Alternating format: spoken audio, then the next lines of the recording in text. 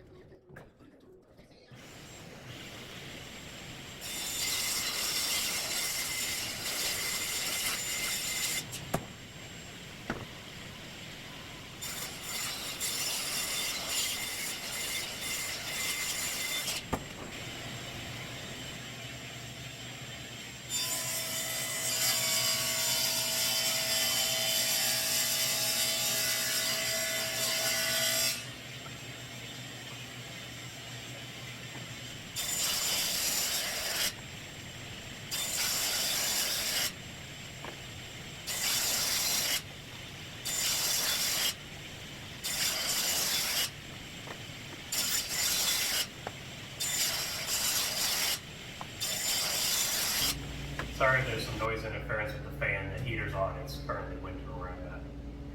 So what do I have now? I have 2 piles. This is 3/16 hardboard. It's like a super dense cardboard material, and It's actually got a smooth finish one side, textured on the other. One's a little over, I believe, 14 inches, 15 inches. The other's a little over 18 inches. These are going to become my dividers, my vertical and horizontal dividers that go between each door. So how I'm going to attach them to each other, because I can't just screw and glue and pin nail it, doesn't work for this, is I'm going to have to half lap them to make them interlocking so they'll actually fit inside of each other and be perfectly flat when they're done. Issue I have with the 3/16s is I can't use a dado blade. The dado blade I have, and most dado blades only drop down to 1/4 of an inch dado. I need a 3/16. So I'll have to actually just use my regular blade and nub it over. So I'm going to attach a stack of these together, try to cut down on my workload and do several passes. So this will be fun. Here we go.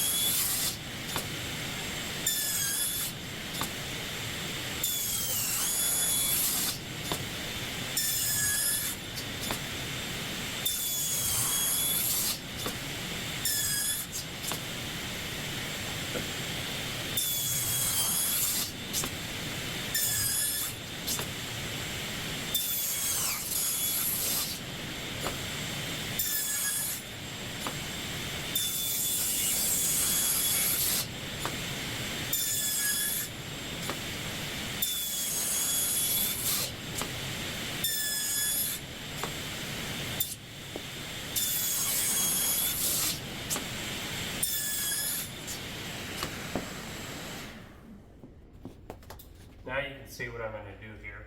So I've got two different types. One's wide, one's narrow. The one will go vertical. The other will go horizontal. There we go.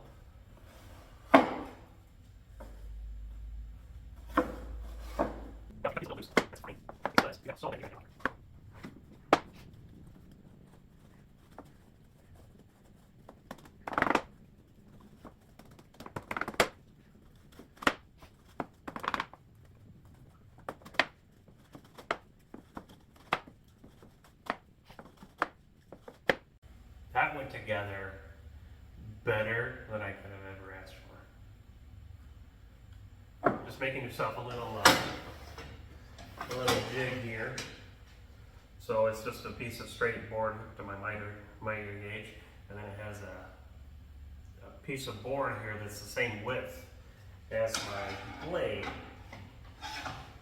Now, if I was using 1/4 inch plywood or something that the kerf matched, it would be much easier, but because I did 3/16, what I had to do was put it in place, pull my piece I want to cut all the way to one side, cut it, and then push it back the other way.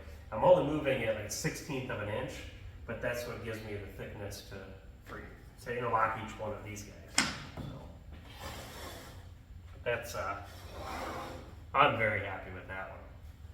And then the little drawers now will just slide in here. Ta-da! So, gotta get the other one together here.